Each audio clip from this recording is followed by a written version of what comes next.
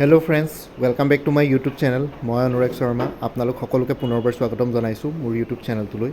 আজি মই আপোনালোকৰ সন্মুখত এটা নতুন ভিডিঅ'লৈ উপস্থিত হৈছোঁ আৰু আজিৰ ভিডিঅ'টোত মই আপোনালোকৰ সৈতে শ্বেয়াৰ কৰিম, ডিছকাছ কৰিম। আপোনালোকে বহুতে মোক বহুত দিনৰ পৰা আপোনালোকে ৰিকুৱেষ্ট কৰি আছিলে আছাম হোমগাৰ্ড ছাৰ্ভিচৰ ওপৰত ভিডিঅ' বনাবৰ কাৰণে। ইয়াতে আপোনালোকে মোৰ স্ক্ৰীণত দেখিছে, এইটো APSCৰ এখন 2024 এক্সামিনেশ্যন কেলেণ্ডাৰ হয়, এনুৱেল এক্সামিনেশ্যন কেলেণ্ডাৰ। চ' ইয়াতে যোনটো হোম এণ্ড পলিটিকেল ডিপাৰ্টমেণ্ট আছে, হোম এণ্ড পলিটিকেল ডিপাৰ্টমেণ্টৰ আণ্ডাৰত ক্লাছ 1 জুনিয়ৰ গ্ৰেডেড হোমগাৰ্ড ছাৰ্ভিচৰ ইয়াতে ৰিক্ৰুইটমেণ্ট হ'ব বুলি কৈছিলে, মানে OMR বেছ স্ক্ৰিনিং টেষ্ট ভাইভা ভোজ হ'ব বুলি কৈছিলে 19টা পষ্টৰ কাৰণে জুন জুলাইত। কিন্তু এতিয়ালৈকে বৰ্তমান এই পষ্টটোৰ কাৰণে এডভাৰটাইজমেণ্ট APSC ৰিলিজ কৰা নাই। এইটো যিহেতু টেণ্টেটিভ আছিলে, কিন্তু তথাপিতো সেইকাৰণে জুন জুলাইতটো পৰীক্ষা হোৱাৰ সম্ভাৱনা নাই, কিন্তু সোনকালে এডভাৰটাইজমেণ্ট ওলাব, কাৰণ ইয়াতে যিহেতু হোম এণ্ড পলিটিকেল ডিপাৰ্টমেণ্টৰ পৰা অলৰেডি APSC পাইছে ভেকেঞ্চিৰ লিষ্ট। চ' সেইটো কাৰণে আছাম হোমগাৰ্ড ছাৰ্ভিচত সোনকালে এডভাৰটাইজমেণ্ট APSC ৰিলিজ কৰিব। মষ্ট প্ৰবেবলি এইটো মাহৰ লাষ্টত নহ'লে জুলাইত আপোনালোকে এডভাৰটাইজমেণ্ট পাই যাব। আৰু তাৰপিছত আমি ভালকৈ চাব লাগিব তাতে ৰিকুৱাৰ্ড কোৱালিফিকেশ্যন কি থাকিব। এইটো বেচিকলি আছাম পুলিচ ছাৰ্ভিচ যোনটো আছে, APSCৰ কম্বাইণ্ড কম্পিটিটিভ এক্সামিনেশ্যনৰ থ্ৰুৱেদি যোনটো ৰিক্ৰুইট কৰে, সেই আছাম পুলিচ ছাৰ্ভিচৰ নিচিনা একেই ইকুইভেলেণ্ট পষ্ট হয়। ইয়াতে খালি এছিষ্টেণ্ট কামাণ্ডেণ্ট হ'ব লাগিব হোমগাৰ্ড ছাৰ্ভিচত, class 1 junior grade, deputy superintendent of পুলিচৰ লগত ইকুইভেলেণ্ট পষ্ট হয় এইটো। আৰু লগতে ড্ৰেছটো একেই থাকিব, খালি তাতে আপোনালোকৰ চ'লজাৰত আছাম পুলিচ ছাৰ্ভিচ APS নিলিখি পেলাই আছাম হোমগাৰ্ড ছাৰ্ভিচ লিখা থাকিব, মানে AHGS বুলি আপোনালোকৰ চ'লজাৰত থাকিব ইউনিফৰ্মত। চ' ইয়াতে 19টা পষ্ট ওলাব, ভেকেঞ্চি অলপ চলপ বাঢ়িবও পাৰে, সেইটো ডিপেণ্ড কৰিব কেতিয়া হয়। খালি এতিয়া এজ অফ নাও যিহেতু এডভাৰটাইজমেণ্ট ওলোৱা নাই, চ' সেইটো কাৰণে জুন জুলাইত আপোনালোকে স্ক্ৰিনিং টেষ্ট এক্সপেক্ট নকৰিব, কিন্তু এডভাৰটাইজমেণ্ট আপোনালোকৰ এইটো মাহৰ লাষ্টত নহ'লে জুলাই মাহত ওলাই যাব। তাৰপিছত আপোনালোকে যোনটো স্ক্ৰিনিং টেষ্ট আছে আৰু ভাইভা ভোজ সেইটো অকণমান লেট হ'ব পাৰে। চ' তাৰ কাৰণে আৰু ৰিকুৱাৰ্ড কোৱালিফিকেশ্যনৰ কথা সেইখিনি বস্তু এডভাৰটাইজমেণ্টত মেনশ্যন থাকিব। এজ অফ নাও মই সেইখিনি ডিছকাছ নকৰোঁ, খালি আছাম হোমগাৰ্ড ছাৰ্ভিচৰ as per service rules salary structure কি হ'ব, প্ৰমোচনেল প্ৰস্পেক্ট বা কেৰিয়াৰ প্ৰগ্ৰেশ্যনটো কেনেকুৱা হ'ব, আৰু লগতে কি পাৰ্কছ এণ্ড ফেচিলিটিছ থাকিব, পাৰ্কছ এণ্ড এলাৱেঞ্চেছ। চ' সেইখিনিৰ ওপৰত আজি ভিডিঅ'টো ডিছকাছ কৰিম। চ' আছাম হোমগাৰ্ড ছাৰ্ভিচৰ ওপৰত বহুত দিনৰ পৰা মোক ভিডিঅ' বনাবৰ কাৰণে কৈ আছিলে, বহুতে ৰিকুৱেষ্ট কৰি আছিলে যিসকল ইণ্টাৰেষ্টেড কেণ্ডিডেটছ। চ' আজি সেইটোৰ ওপৰতে ভিডিঅ' বনাইছোঁ। এতিয়া চাওঁ আহক ইয়াৰে salary structure, perks and facilities আৰু কেৰিয়াৰ প্ৰগ্ৰেশ্যনটো কেনেকুৱা হ'ব। চ' ইয়াতে Assam home guard service AHGS class 1 junior grade. So' class 1 junior grade হিচাপে আপোনালোকে প্ৰমোশ্যনটো হ'বই, প্ৰমোশ্যনৰ ওপৰতো মই ডিছকাছ কৰিম। প্ৰথমতে কৈ লৈছোঁ, ক্লাছ 1 জুনিয়ৰ গ্ৰেড হিচাপে আপোনালোকৰ salary, perks and facilities, career progression কেনেকুৱা হ'ব। তো ফাৰ্ষ্ট অফ অল আমি চেলাৰী ডিছকাছ কৰিম। চেলাৰী পে' স্কেলটো 30,000 to 1,10,000 পে' বেন 4ত পৰিব, আৰু grade pay' 13,300 which is equivalent to Assam police service বা আছাম চিভিল ছাৰ্ভিচ। চ' ইয়াতে বেচিক পে'টো হ'ব 30,000 plus grade pay' 13,300 equal to 43,300 plus dearness allowance. আজিকালি 50% অফ বেচিক পে', মানে 50% অফ 43,300 হ'ব 21,650। হাউচ ৰেণ্ট এলাৱেঞ্চ আপোনালোকৰ 10%, 8% বা 7% হ'ব বেচিক পে'। 10% মানে গুৱাহাটীৰ নিচিনা মেট্ৰ'পলিছ চহৰত পষ্টিং পালে মানে আপোনালোকে 10% পাব। বাকী 8% পাব যিবিলাক টায়াৰ 2 চহৰ আছে অসমৰ, লাইক যোৰহাট, তেজপুৰ, ডিব্ৰুগড়, ঠিক আছে, তেনেকুৱা ধৰণৰ চহৰবিলাকত পালে 8% পাব। বাকী 7%টো হ'লে মানে আপোনালোকে যোনবিলাক চাব ডিভিজন আছে বা অন্যান্য সৰু চাব ডিষ্ট্ৰিক্ট বা তেনেকুৱা ধৰণৰ সৰু সুৰা জেগাবিলাক আছে, চ' সেইবিলাকত আপোনালোকে 7% পাব হাউচ ৰেণ্ট এলাৱেঞ্চ। চ' ইয়াতে এতিয়া কেলকুলেশ্যন কৰোঁতে 10% বুলি ধৰিম, 10% অফ বেচিক পে' মানে 10% অফ 43,300 4,330। চ' আৰু মেডিকেল এলাৱেঞ্চ প্ৰত্যেক মাহে 600 টকাকৈ পায়। গ্ৰছ চেলাৰীটো হ'ব basic pay' 43,300 plus 21,650 dearness allowance plus house rent allowance 4,330 plus medical allowance 600। চ' আপোনালোকৰ চেলাৰীটো হ'ব গ্ৰছ চেলাৰী 69,880। আৰু ইয়াৰ পৰা ডিডাকশ্যনছ হ'ব নেশ্যনেল পেঞ্চন ছিষ্টেম, মানে NPSত আজিকালি 10% of basic pay' plus dearness allowance প্ৰত্যেক মাহে আপোনালোকৰ 10% কাটিব বেচিক পে' প্লাছ DAৰ পৰা। So' 10% of basic pay' plus DA যদি basic pay' plus dearness allowance যদি আমি এড কৰোঁ তেতিয়াহ'লে 64,950 পাম। So' 10% of 64,950 equal to 6,495। Group insurance স্কীমৰ নামত 400 ৰুপিজকৈ কাটিব প্ৰত্যেক মাহে। আৰু প্ৰফেচনেল টেক্স 208 টকা দিব লাগে। প্ৰফেচনেল টেক্স যিসকলৰ গভাৰ্মেণ্ট চাকৰিয়াল, মানে গ্ৰেড 3 পৰা যিসকলৰ চেলাৰী 25,000তকৈ বেছি, তেওঁলোকে 208 টকাকৈ প্ৰফেচনেল টেক্স দিব লাগে। মানে 208 টকাই আৰু 25,000তকৈ ওপৰত, বাকী 25,000ৰ ওপৰত আৰু যিমান চেলাৰী আপোনালোকৰ 2.5 লাখ যদি হয় যে চিফ ছেক্ৰেটাৰী হয়, তেতিয়াও 208 টকাই কাটিব প্ৰফেচনেল টেক্স। চ' বাকী 25,000 তলত যিসকল গ্ৰেড 4 মানে এমপ্লয়িজ আছে তেওঁলোকৰ প্ৰফেশ্যনেল টেক্সটো মে বি ইয়াতকৈ কম হ'ব আৰু ইয়াতে যদি টোটেল ডিডাকশ্যন চাওঁ তেতিয়াহ'লে NPS-ৰ 6,490 plus 400 group insurance scheme plus professional tax 208 equal to 7,103 7,103 টকা আপোনালোকৰ ডিডাক্ট কৰিব so' net in hand salary starting চেলাৰীটো হ'ব ইয়াতে আমি যদি গ্ৰছ চেলাৰীটো চাওঁ 69,880 মাইনাছ 7,103 ইকুৱেল টু 62,777 ঠিক আছে এইটো আপোনাৰ নেট ইনহেণ্ড ষ্টাৰ্টিং চেলাৰী হ'ব মানে আপোনালোকে জুনিয়ৰ গ্ৰেড আসাম হোমগাৰ্ড ছাৰ্ভিচত জইন কৰি পেলাই 62,777 পাব plus travelling allowance plus uniform allowance plus special pay' এইখিনি বস্তু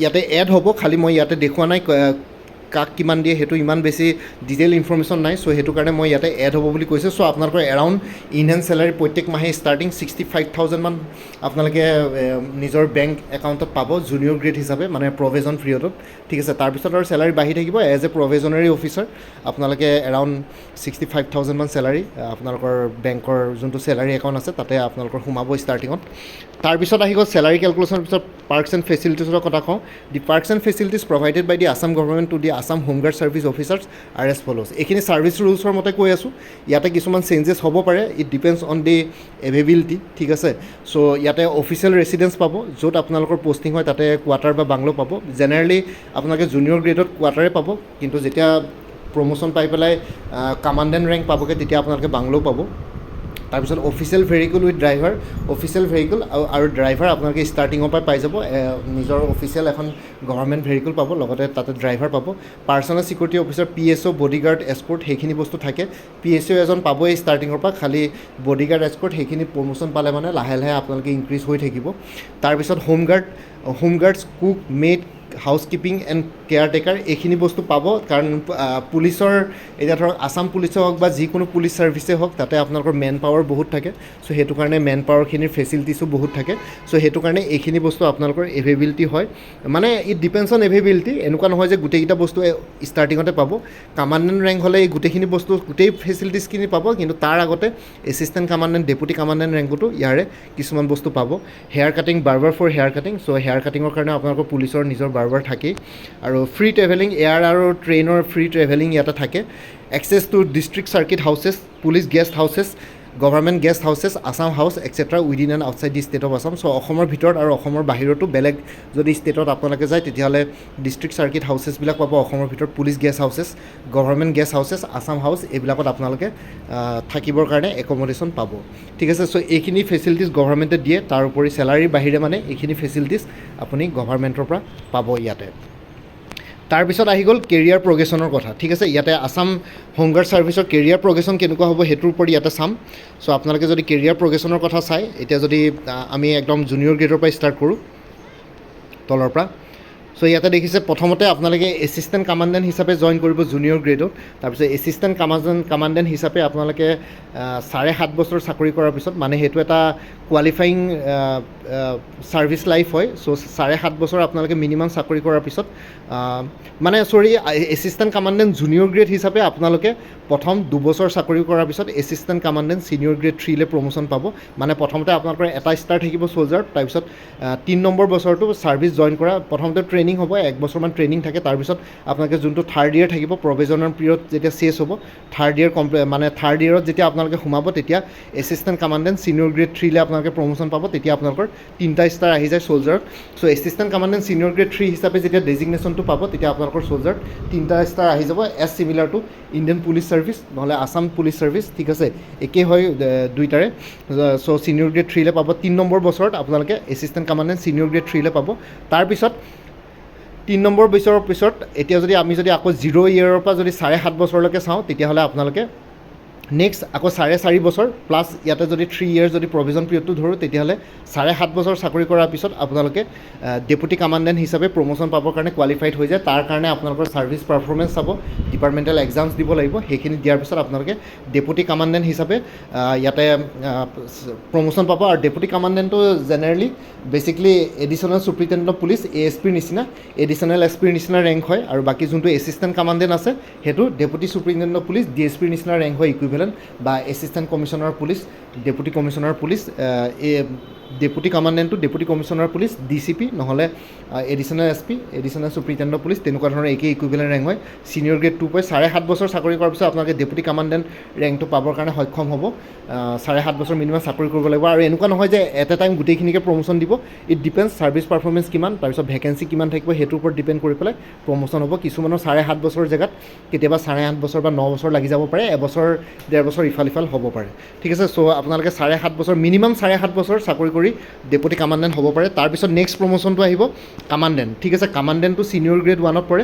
কামাণ্ডেণ্টটো equivalent to superintendent of police, মানে SP হ'ব, যে য'ত ডিষ্ট্ৰিক্ট লেভেল পুলিচ ফ'ৰ্চটোৰ চিফজন যেনেকৈ চুপাৰিণ্টেণ্ডেণ্ট অফ পুলিচ, চ' SPৰ নিচিনা একেই ৰেংক হয় কামাণ্ডেণ্ট, আৰু লগতে বা ডেপুটি কমিশ্যনাৰ পুলিচ বুলিও কয়। চ' আপোনালোকে কামাণ্ডেণ্ট ৰেংকটো পাবৰ কাৰণে মিনিমাম আকৌ নেক্সট 7.5 বছৰ চাকৰি কৰিব লাগিব। মানে আপোনালোকে চাকৰিত জইন কৰাৰ পৰা 15 বছৰ চাকৰি কৰিলে মানে কামাণ্ডেণ্ট ৰেংকটো পাবৰ কাৰণে আপোনালোকে কোৱালিফাইড হৈ যায়। চ' কামাণ্ডেণ্ট হ'বৰ কাৰণে আপোনালোকে মিনিমাম 15 বছৰ চাকৰি কৰিব লাগিব।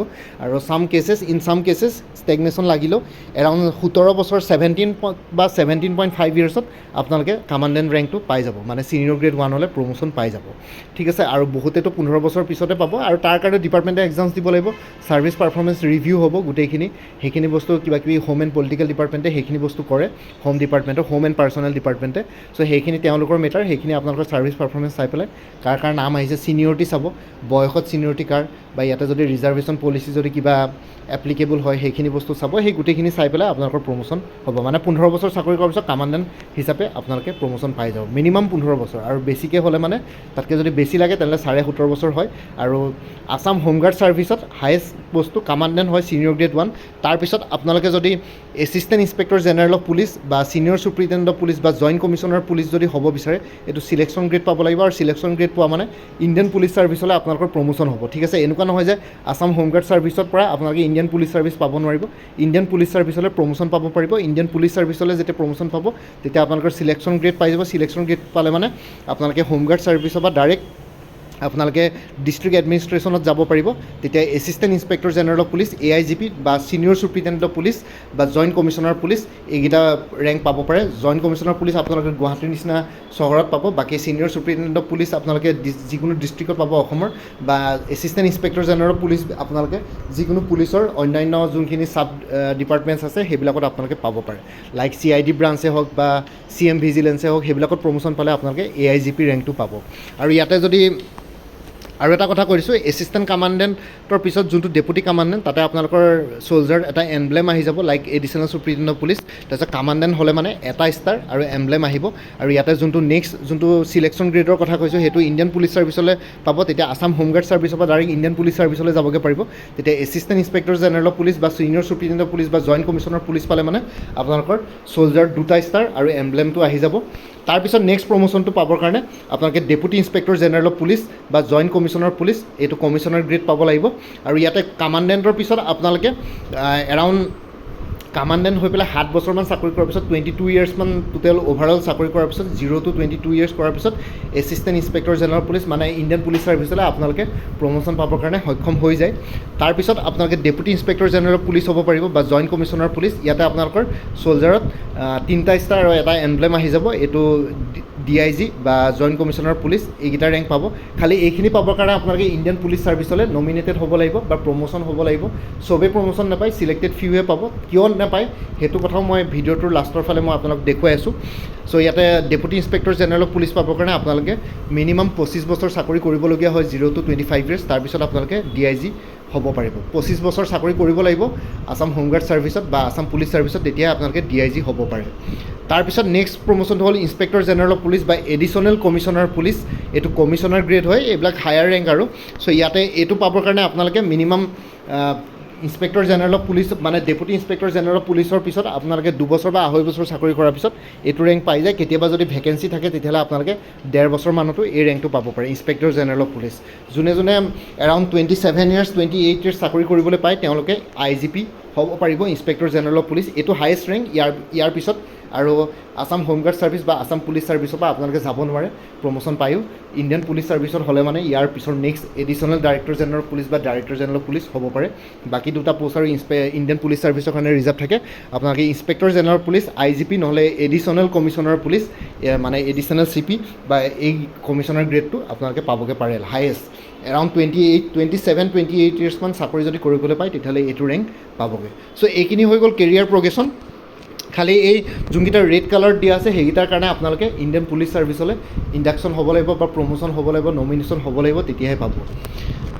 আৰু এটা মই লাষ্টত এটা নোট দি দিছোঁ। ইয়াতে নোটটো হ'ল যে the all India services act of 1951 specifies that senior post not exceeding 33% and 1/3 in the Indian police services are required to be fill in by promotion of officers employed in the state police services. ঠিক আছে, all India service মানে Indian police service, Indian administrative service আৰু Indian forest service.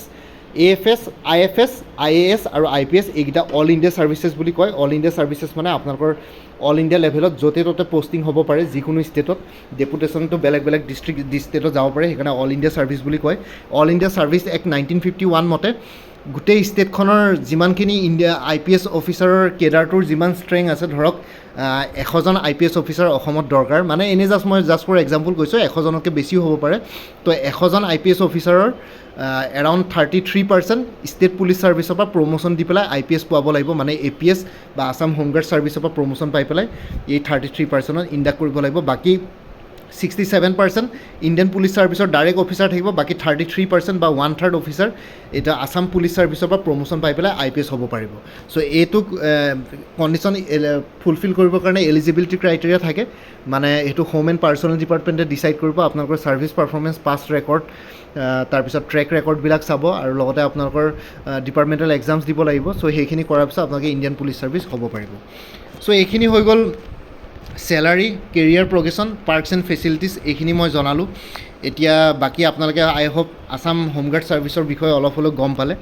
Most probably এইটো মানে basically এইখিনি বস্তু equivalent to Assam police service কেডাৰৰ নিচিনাই।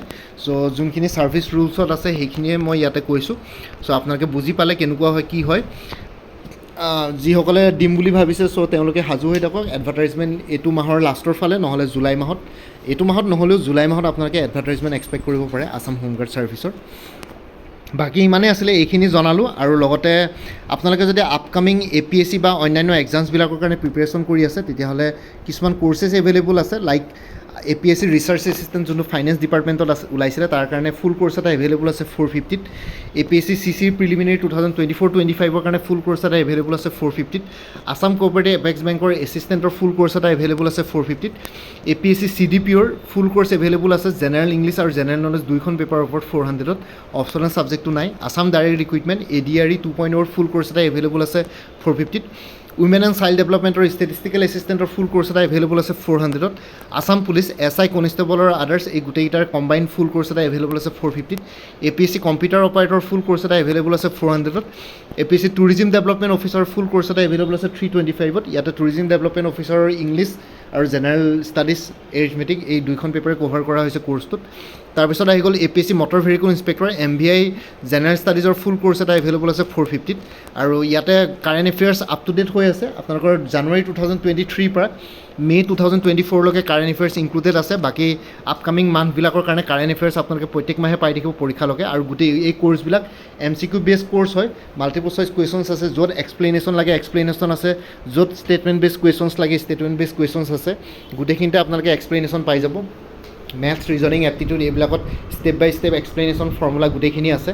চ' য'ত আপোনালোকৰ ডেছক্ৰিপশ্যন লাগে ডেছক্ৰিপশ্যন থাকিব, আৰু য'ত অবজেক্টিভ লাগে অবজেক্টিভ থাকিব। গোটেইখিনি ডিটেইলছত আছে chronological order as per official syllabus. আৰু এতিয়া কাৰেণ্ট এফেয়াৰ্ছৰ কথা যদি কওঁ, এতিয়া জুন মাহটো চলি আছে। জুন মাহটো কমপ্লিট হোৱাৰ পিছত জুলাই মাহৰ 2 তাৰিখ 3 তাৰিখ মানে আপোনালোকে জুনৰ কাৰেণ্ট এফেয়াৰ্ছখিনি পাই যাব। তাৰ কাৰণে যিসকলে কোৰ্চ কিনিব তেওঁলোকে মোক হোৱাটছএপত এটা মেছেজ কৰি জুলাই 2 তাৰিখ মানে এটা ৰিমাইণ্ডাৰ দিলেই হ'ল যে জুন মাহৰ কাৰেণ্ট এফেয়াৰ্ছ লাগে। মই তেওঁলোকক দি দিম লগে লগে PDFটো। আৰু গোটেইখিনি কোৰ্চেছ PDFত এভেইলেবল আছে। আপোনালোকে জাষ্ট মোক হোৱাটছএপ নাম্বাৰ মেছেজ কৰি জনালে হ'ল, আপোনালোকে পাই যাব। এই হোৱাটছএপ নাম্বাৰটোত মেছেজ কৰি জনাব কোনোবা যদি ইণ্টাৰেষ্টেড আছে কোৰ্চবিলাক লোৱাৰ ক্ষেত্ৰত। 2-3টা কোৰ্চ যদি কম্বাইন লয় তেতিয়াহ'লে দামটো কমি যায়, আৰু যদি এটা কোৰ্চ লয় তেতিয়াহ'লে দামটো একেই থাকে।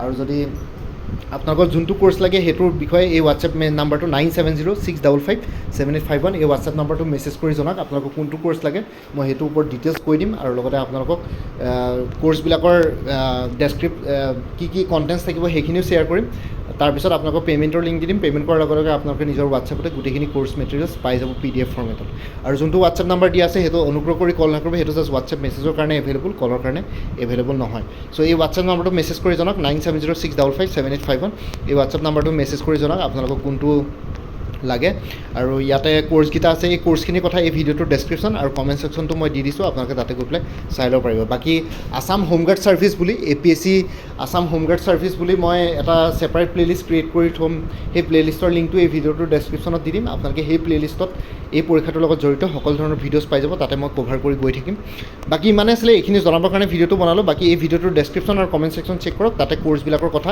আৰু লগতে পে'মেণ্টৰ কথা তাতে দি দিম বাকী ইমানে আছিলে মোৰ ভিডিঅ'ছবোৰ চাই যদি ভাল পায় মোৰ চেনেলটো ছাবস্ক্ৰাইব কৰি ল'ব আৰু লগতে আপোনালোকৰ যিমানখিনি ফেমিলি ফ্ৰেণ্ডছ ৰিলেটিভছ আৰু চিনাকি এক্সপিৰিয়েঞ্চ আছে তেওঁলোকৰ লগত মোৰ চেনেলটো শ্বেয়াৰ কৰিব লগতে কমেণ্ট ছেকশ্যনত জনাব কিবা যদি কুৱেশ্যন থাকে ডাউট থাকে মই নিশ্চয় আপোনালোকৰ কুৱেশ্যনছ আৰু ডাউটছবিলাকৰ ৰিপ্লাই দিবলৈ চেষ্টা কৰিম বাকী মোৰ আৰু এটা চেনেল আছে অসম IQ বুলি সেই চেনেলটোৰ লিংকটো এই ভিডিঅ'টোৰ ডেছক্ৰিপশ্যনতে দি দিছোঁ আপোনালোকে সেইটো চেনেলো ছাবস্ক্ৰাইব কৰি ল'ব পাৰিব চ' ভৱিষ্যতলৈ এনেকুৱা ধৰণৰ কম্পিটিটিভ এক্সামছবিলাক দিয়াৰ ক্ষেত্ৰত আৰু অলপ এক্সট্ৰা গাইডেঞ্চ পাই যায় বাকী মোৰ ভিডিঅ'ছবোৰ চাই যদি ভাল পায় মোৰ চেনেলটো ছাবস্ক্ৰাইব কৰি ল'ব আৰু লগতে আপোনালোকৰ যিমানখিনি ফেমিলি ফ্ৰেণ্ডছ ৰিলেটিভছ আৰু চিনাকি এক্সপিৰিয়েঞ্চ আছে তেওঁলোকৰ লগত মোৰ চেনেলটো শ্বেয়াৰ কৰিব লগতে কমেণ্ট ছেকশ্যনত জনাব কিবা যদি কুৱেশ্যন থাকে ডাউট থাকে মই নিশ্চয় আপোনালোকৰ কুৱেশ্যনছ আৰু ডাউটছবিলাকৰ ৰিপ্লাই দিবলৈ চেষ্টা কৰিম বাকী আজিৰ ভিডিঅ'টো ইমানতে সমাপ্ত কৰি আপোনালোক সকলোৰে পৰা বিদায় দিলোঁ কাইলৈ পুনৰ এটা নতুন ভিডিঅ'লৈ আপোনালোকৰ সন্মুখত উপস্থিত হ'ম তেতিয়ালৈকে ভালকৈ প্ৰিপেৰেশ্যন কৰি থাকক সকলোৱে অল দি বেষ্ট থাকিলে bye take care friends Bharat মাতা কি জয় জয় আই অসম